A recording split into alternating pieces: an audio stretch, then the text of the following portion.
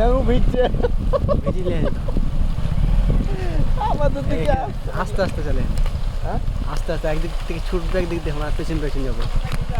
হ্যাঁ হয়তো হয়তো বুঝতে পারছি পানির পেছন পেছন চলেন আস্তে আস্তে এটা পানি শেষ একদম ভিডিও বানানো হয়